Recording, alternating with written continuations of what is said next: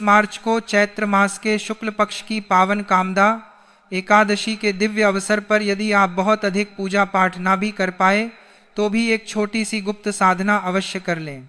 इस दिन एक ऐसी पवित्र वस्तु का सेवन चुपचाप और पूर्ण श्रद्धा के साथ कर लेना है जिसके प्रभाव से जीवन में चल रही बाधाएं धीरे धीरे समाप्त होने लगती हैं, रुका हुआ धन वापस आने के मार्ग बनने लगते हैं और भाग्य के बंद पड़े द्वार खुलने लगते हैं। विश्वास रखिए भक्तों, यह कोई साधारण दिन नहीं होता। यह वह महापुण्यकारी तिथि है जो मनुष्य के जीवन में सुख, समृद्धि और सौभाग्य का नया अध्याय प्रारंभ करने की क्षमता रखती है। कामदा एकादशी का व्रत और इसका रहस्यपूर्ण महत्व सदियों से सनातन परंपरा में पूजनीय माना गया है, क्योंकि इस दिन भगवान श्री हरि विष्णु की कृपा विशेष रूप से प्राप्त होती है और जो साधक सच्चे मन, नियम और संयम के साथ इस व्रत को करते हैं उनके अटके हुए कार्य बनने लगते हैं, मानसिक अशांति दूर होती है, स्वास्थ्य में सुधार आता है और आर्थिक स्थिति में स्थिरता आती है।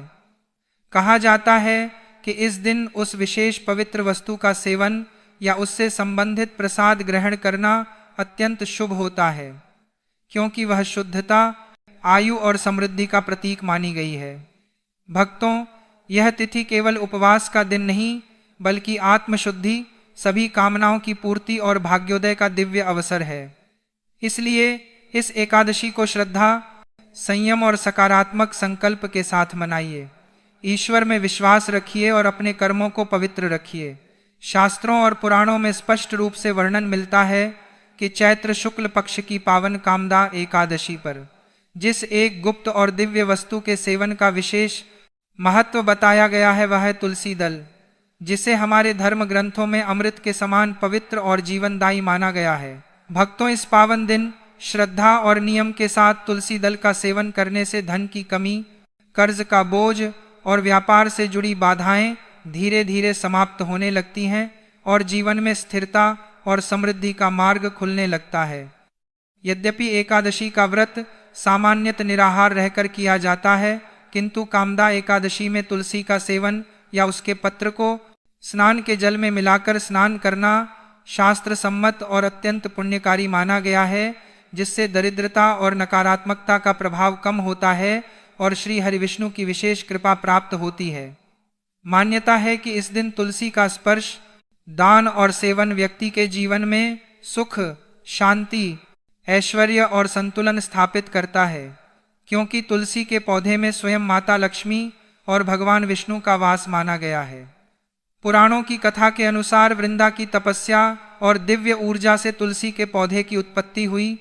इसी कारण यह पौधा आध्यात्मिक दृष्टि से अत्यंत पवित्र माना गया है और इसकी पूजा विशेष फलदायी कही गई है।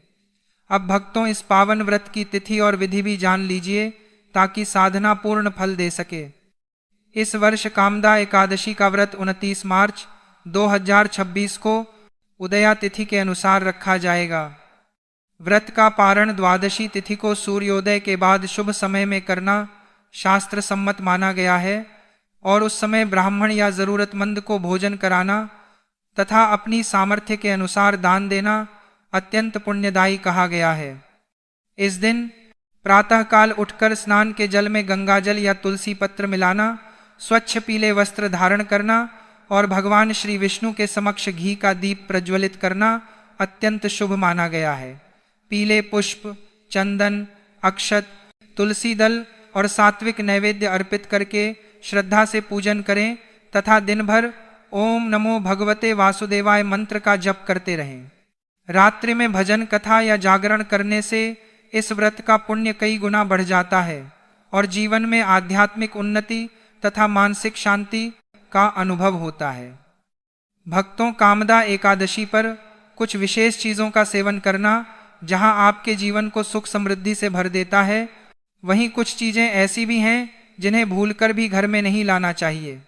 इस पावन दिन भगवान श्री हरिविष्णु को तुलसी दल के साथ 5 प्रकार के मीठे फलों का भोग अवश्य लगाना चाहिए, जिनमें केला, अंगूर, आम, पपीता और नारियल शामिल हों, क्योंकि यह फल सात्विकता और समृद्धि के प्रतीक माने गए हैं।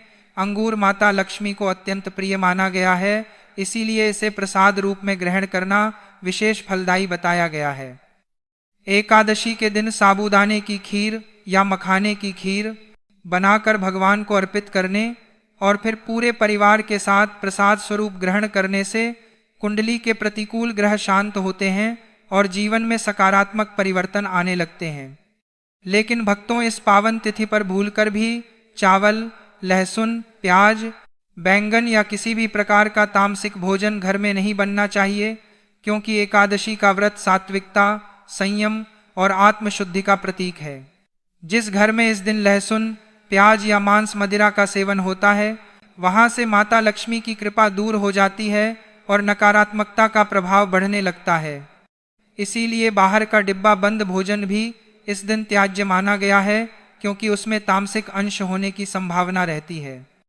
सुहागन महिलाओं को इस दिन बाल नहीं धोने चाहिए और घर की सफाई करते समय यह विशेष ध्यान रखना चाहिए कि किसी भी छोटे जीव को हानि न पहुंचे, क्योंकि दया और करुणा भी इस व्रत का महत्वपूर्ण अंग है।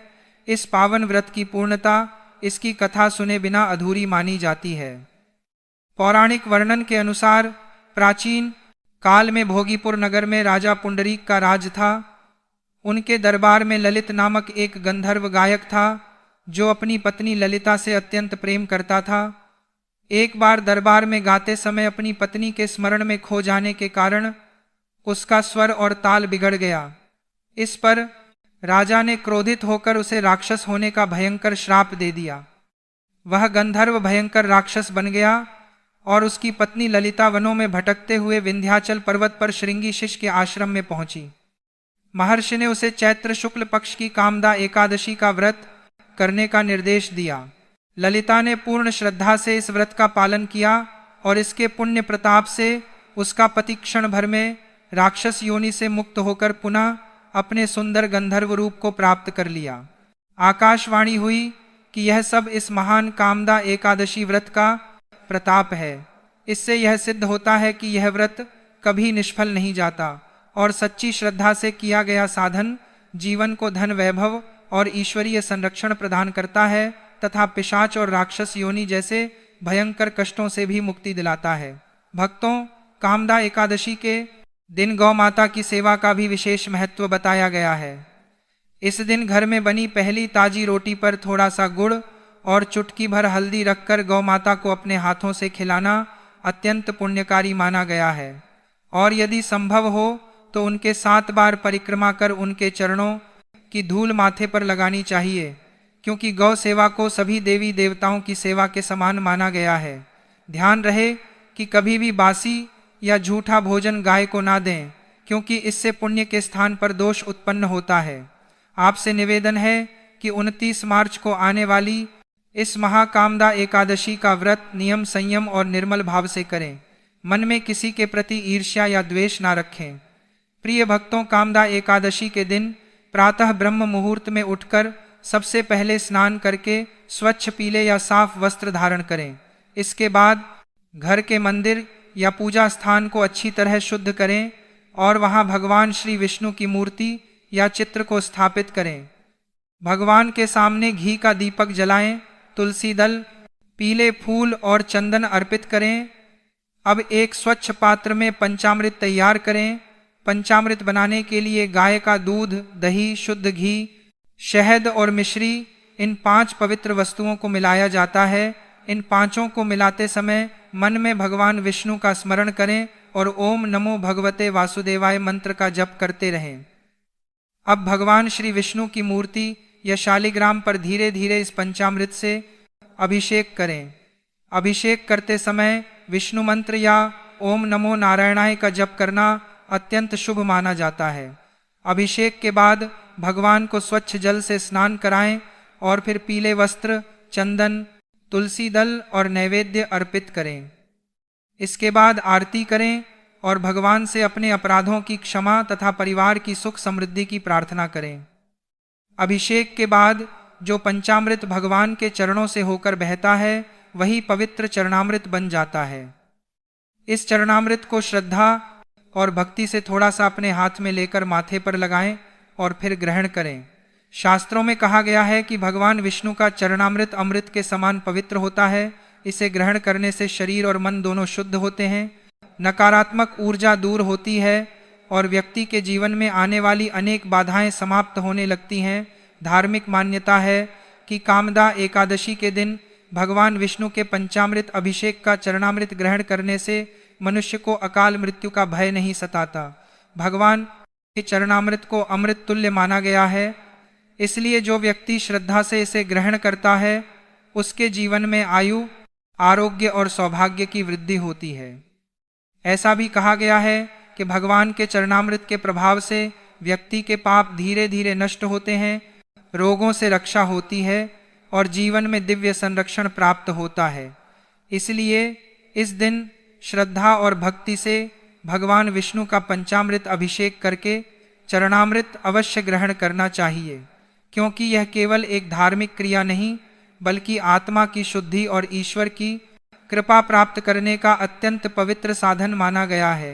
भक्तों, शिव शक्ति टीवी के माध्यम से चलिए जानते हैं, कामदा एकादशी के दिन माता लक्ष्मी को नारंगी संतरा अर्पित करना भी अत्यंत शुभ माना जाता है। नारंगी का रंग सौभाग्य, समृद्धि और शुभता का प्रतीक माना गया है, इसलिए यह फल माता लक्ष्मी को विशेष प्रिय माना जाता है। इस दिन भगवान श्री विष्णु और माता लक्ष्मी की पूजा में नारंगी फल अर्पित करके ओम श्री महालक्ष्मी नमः मंत्र का स्मरण करना चाहिए। पूजा के बाद उस नारंगी को प्रसाद के रूप में स्वयं और परिवार के लोगों को ग्रहण करना चाहिए। धार्मिक मान्यता है कि कामदा एकादशी पर माता लक्ष्मी को नारंगी अर्पित करके उसका प्रसाद ग्रहण करने से घर में धन धान्य की वृद्धि होती है, दरिद्रता दूर होती है और लक्ष्मी जी की कृपा से जीवन में सुख समृद्धि बनी रहती है। यदि यह जानकारी आपको उपयोगी लगे तो भक्ति भाव बनाए रखें और प्रभु का नाम जपते हुए अपने जीवन को सात्विकता और सकारात्मकता से भर दें। मन, वचन या कर्म से भी यदि बुरे कार्यों में लिप्त हो गए तो समझ लीजिए कि जीवन की दिशा भटक सकती है। ऐसे लोगों के जीवन में बिना कारण शत्रु बढ़ते हैं, कोर्ट कचहरी के चक्कर लगते हैं, रोग घर बना लेते हैं और मानसिक अशांति पीछा नहीं छोड़ती। कई बार व्यक्ति समझ ही नहीं पाता कि सब ठीक होने के बाद भी जीवन क्यों उलझता जा रहा है। कारण अक्सर यही होता है, एकादशी जैसे पवित्र व्रत का अपमान। इसलिए आज ही सतर्क हो जाइए। यह केवल जानकारी नहीं बल्कि समय रहते मिली चेतावनी है, क्योंकि जब बाद में पछतावा होता है तब उपाय भी साथ नहीं देते। शास्त्रीय मान्यताओं के अनुसार यह कोई सामान्य व्रत तिथि नहीं बल्कि सभी कामनाओं को पूर्ण करने और संकटों से मुक्ति दिलाने वाली अत्यंत प्रभावशाली एकादशी मानी गई है। कहा जाता है कि इस दिन की गई साधना पूरे वर्ष की दिशा तय करने की क्षमता रखती है, लेकिन यहीं पर एक बहुत बड़ी सावधानी भी छिपी हुई है, क्योंकि इसी दिन की गई कुछ अनजानी भूलें मनुष्य के पुण्य प्रयासों को निष्फल कर देती हैं। विशेष रूप से एक ऐसी गलती बताई गई है जिसके हो जाने पर बड़े बड़े अनुष्ठान और उपाय भी प्रभाव नहीं दिखाते। इसीलिए अगर आप जीवन में बार बार हार से जूझ रहे हैं और सच्ची शांति की कामना रखते हैं तो इस विषय को हल्के में लेने की भूल ना करें और हर शब्द को मन में बैठा कर समझें। कामदा एकादशी का रहस्य केवल व्रत तक सीमित नहीं है, बल्कि इसका संबंध पंचांग के अनुसार 29 मार्च 2026 का यह दिन विशेष ऊर्जा से युक्त माना गया है और मान्यता है कि इस दिन सही विधि से किया गया छोटा सा उपाय भी लंबे समय से अटकी हुई समस्याओं, चाहे वे न्यायालय से जुड़ी हो या व्यापार और जीवन की रुकावटें, उनमें मुक्ति दिला सकता है। लेकिन परिणाम तभी मिलता है जब व्यक्ति उन सामान्य लेकिन घातक भूलों से स्वयं को बचाए जो आज के कलयुग में लोग अक्सर अज्ञानवश कर बैठते हैं और फिर यह सोचकर दुखी होते हैं कि उनकी पूजा सफल क्यों नहीं हो रही। भक्तों, जरा समझिए, क्योंकि कामदा एकादशी केवल एक तिथि नहीं है बल्कि वह आध्यात्मिक अवसर है जो मनुष्य के जीवन में रुकी हुई किस्मत को गति देने की शक्ति रखता है। इस वर्ष आने वाली कामदा एकादशी अपने साथ अत्यंत दुर्लभ और श्रेष्ठ योग लेकर आ रही है, जिनका प्रभाव सीधे मनुष्य के धन, धर्म और भाग्य पर पड़ता है। सीधे शास्त्रों में वर्णन मिलता है कि सभी एकादशियों में कामदा एकादशी का स्थान विशेष माना गया है, क्योंकि यह तिथि सांसारिक कामनाओं को पूरा करने वाली, कठिन परिस्थितियों से बाहर निकालने वाली और जीवन में स्थायित्व देने वाली कही गई है। स्कंद पुराण के अनुसार जो साधक इस दिन श्रद्धा और नियम से भगवान श्री हरि विष्णु और माता लक्ष्मी की आराधना करता है, उसे केवल सांसारिक सुख ही नहीं बल्कि अंततः मोक्ष का मार्ग भी प्राप्त होता है। इसलिए भक्तों, इस पावन दिन को साधारण समझने की भूल नहीं करनी चाहिए। भक्तों, इस वर्ष की कामदा एकादशी इसलिए भी विशेष है क्योंकि इस दिन कई शुभ और मांगलिक योग एक साथ बन रहे हैं, जिनमें सर्वार्थ सिद्धि योग जैसे प्रभावशाली योगों का समावेश माना गया है। ऐसे योग जीवन में बार बार नहीं आते और जब आते हैं तो व्यक्ति के पूरे वर्ष की दशा और दिशा दोनों को बदलने की क्षमता रखते हैं। शास्त्रों में स्पष्ट संकेत मिलता है कि इस दिन किया गया छोटा सा नियम पालन और संयम भविष्य में बड़े बड़े संकटों से रक्षा करता है। लेकिन जितना यह दिन फलदायक है, उतना ही यह सावधानी की मांग भी करता है, क्योंकि इस दिन की गई कुछ अनजानी भूलें पुण्य को नष्ट कर सकती हैं और माता लक्ष्मी तथा भगवान श्री हरि की कृपा से वंचित कर सकती हैं। भक्तों, यह समझना अत्यंत आवश्यक है कि कामदा एकादशी का संबंध केवल व्रत और पूजा से नहीं बल्कि मन, वाणी और कर्म की शुद्धता से भी जुड़ा हुआ है। शास्त्रों में कहा गया है कि इस दिन यदि स्त्री या पुरुष अज्ञानवश कुछ वर्जित कर्म कर बैठते हैं तो उसका प्रभाव लंबे समय तक जीवन पर पड़ता है और व्यक्ति निराशा, दरिद्रता और अशांति के चक्र में फंस सकता है। इसीलिए इस दिन क्या करना है और क्या नहीं करना है, इसका ज्ञान होना बहुत जरूरी है। भक्तों, विशेष रूप से महिलाओं के लिए इस दिन कुछ नियमों का पालन अत्यंत आवश्यक बताया गया है। कहा जाता है कि एकादशी के दिन तुलसी माता की पूजा अत्यंत फलदायी होती है, लेकिन पूजा के समय मर्यादा का ध्यान रखना अनिवार्य है। बालों को खुला रखकर पूजा करना शुभ नहीं माना गया है, क्योंकि इससे पूजा का पूर्ण फल प्राप्त नहीं होता। तुलसी भगवान विष्णु को अत्यंत प्रिय है और उनकी पूजा में शुद्धता, संयम और नियम का विशेष महत्व है। इसी प्रकार इस दिन सूर्योदय से पहले और सूर्यास्त के बाद तुलसी में जल अर्पित करना वर्जित बताया गया है, जबकि संध्या काल में दीप प्रज्वलन करना अत्यंत शुभ फल प्रदान करता है। पहली बात जो आज समझने की है वह बहुत साधारण दिखती है, लेकिन असर में बहुत गहरी है। अक्सर हम व्रत को केवल पेट से जोड़कर देखते हैं और यही सबसे बड़ी चूक की शुरुआत होती है। एकादशी को लेकर सामान्य धारणा बन गई है कि बस चावल नहीं खाना है और दिन निकल जाएगा। लेकिन शास्त्र जिस एकादशी को शरीर और चेतना दोनों की शुद्धि का द्वार बताते हैं, उसे हम केवल थाली तक सीमित कर देते हैं। कामदा एकादशी का अर्थ है भीतर की शुद्धि और सभी शुभ कामनाओं की जागृति, और भीतर की हार वहीं से शुरू होती है जहां हम बिना समझे भोजन ग्रहण करते हैं। इस दिन अन्न केवल पेट का विषय नहीं रहता, वह आपकी चेतना को प्रभावित करता है, विचारों को छूता है और आपके संस्कारों को दिशा देता है। इसीलिए कहा गया है कि इस तिथि पर लिया गया प्रत्येक कौर आपके भीतर के गुणों को जगा सकता है। तामसिक प्रवृत्तियां इसी मार्ग से भीतर प्रवेश करती हैं, और सबसे सूक्ष्म बात यह है कि वह तामस केवल प्याज, लहसुन या मांस से ही नहीं आता, बल्कि उस अन्न से भी आता है जो किसी और की ऊर्जा से भरा हो। जब आप इस दिन किसी और के घर का भोजन ग्रहण करते हैं तो आप केवल भोजन नहीं लेते, आप उसके कर्मों का अंश भी अपने भीतर उतार लेते हैं। गरुड़ पुराण में इसीलिए यह बात स्पष्ट की गई है कि एकादशी पर पराया अन्न मनुष्य के पुण्य को क्षीण करता है, क्योंकि यह दिन आत्मबल को संचित करने का दिन है। वह मित्र कितना ही अपना क्यों ना हो, अपनी देह और चेतना की सीमाओं को सुरक्षित रखना ही साधना है। अब बात उस पक्ष की आती है जिसे अक्सर लोग हल्के में ले लेते हैं, लेकिन यही पक्ष साधना को पूर्ण करता है। पारण केवल भोजन नहीं है, वह व्रत का समापन संस्कार है। समय की अनदेखी यहाँ भी पूरी साधना को शिथिल कर देती है। पंचांग का विधान इसलिए बनाया गया ताकि साधना और अनुशासन एक साथ चलें। जब सही समय में अन्न ग्रहण किया जाता है तब व्रत का चक्र पूर्ण होता है और ऊर्जा स्थिर रूप से जीवन में प्रवेश करती है। इन सभी बातों का सार यही है कि शुद्धि पहले बाहर नहीं होती, वह भीतर घटती है। जब भोजन संयमित होता है, वाणी शांत होती है और चेतना जागृत रहती है, तब मनुष्य स्वयं के विकारों पर विजय पाने लगता है। भक्तों, कामदा एकादशी के दिन सात्विकता का पालन सबसे बड़ा नियम माना गया है। मांस, मदिरा और किसी भी प्रकार की तामसिक वस्तुओं का सेवन करना शास्त्रों में कठोर रूप से वर्जित बताया गया है। कहा जाता है कि ऐसा करने से व्यक्ति को न केवल इस जन्म में बल्कि आने वाले जन्मों में भी कष्ट उठाने पड़ सकते हैं और वंश वृद्धि में बाधा आ सकती है। यह दिन पूर्ण रूप से आत्म संयम और शुद्ध आहार का दिन है।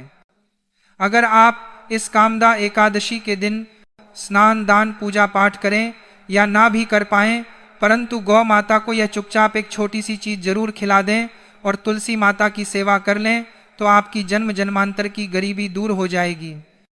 आज के इस वृतांत में हम आपको ऐसी गुप्त रहस्यमय चीजों के बारे में बताने जा रहे हैं, जिसे अगर कोई व्यक्ति कामदा एकादशी के दिन चुपचाप कर लेता है तो उस व्यक्ति का भाग्य उदय हो जाता है। उसके जीवन में चल रही सभी परेशानियों से उसे मुक्ति मिल जाती है, क्योंकि चैत्र मास कोई साधारण मास नहीं होता और इस मास की एकादशी का तो नाम ही है कामदा, अर्थात जाने अनजाने में किए गए हर प्रकार के पापों और दोषों से मुक्ति दिलाकर सभी कामनाओं को पूर्ण करने वाली एकादशी।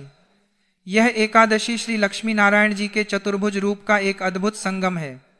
इस दिन यदि आप उनकी श्री लक्ष्मी नारायण जी के प्रिय गौ माता और तुलसी जी को प्रसन्न कर लेते हैं तो आपकी जन्म जन्मांतर की दरिद्रता दूर हो जाती है। इस कथा को बड़े ध्यान से सुनिएगा और अंत तक सुनिएगा, क्योंकि दोस्तों कोई साधारण सी चीज हम आपको नहीं बताने जा रहे हैं। यह एक ऐसी रहस्यमयी बात है जो हमारे शास्त्रों में साफ साफ लिखी गई है। यह एक चीज आपके भाग्य को पूरी तरह से बदल कर रख देगी। कामदा एकादशी कोई साधारण एकादशी नहीं होती। यह वह दिन माना जाता है जब इंसान के पापों का नाश सबसे जल्दी होता है। पुराने लोग कहते थे कि इस दिन शरीर कम और आत्मा ज्यादा जागृत रहनी चाहिए, क्योंकि इस दिन ब्रह्मांड इंसान की बाहरी क्रिया नहीं, उसके मन की शुद्धता को देखता है। आज के समय में सबसे बड़ी समस्या यह हो गई है कि लोग मेहनत तो बहुत करते हैं, लेकिन पैसा टिकता नहीं। एक कर्ज उतरता है तो दूसरा चढ़ जाता है। घर में बिना कारण तनाव रहता है। काम बनते बनते अटक जाते हैं। कई बार ऐसा लगता है कि जैसे किस्मत साथ ही नहीं दे रही। शास्त्रों और पुराने अनुभवों में बताया गया है कि ऐसी स्थिति तब बनती है जब पुराने कर्मों, संचित पापों या पितरों से जुड़ी कोई कमी रह जाती है, जो बार बार जीवन में रुकावट बनकर सामने आती है। इसीलिए हमारे सनातन धर्म में एकादशी का बहुत महत्व बताया गया है। यह कामदा एकादशी उन्हीं विशेष तिथियों में से एक है जिस पर कि ये दान, सेवा और संयम जीवन की दिशा बदल देता है। यह दिन केवल स्नान या उपवास का नहीं है, बल्कि अपने जीवन की अव्यवस्था और संचित दोषों को भस्म करने का महाअवसर है। अब बात आती है गौ माता और माता तुलसी की।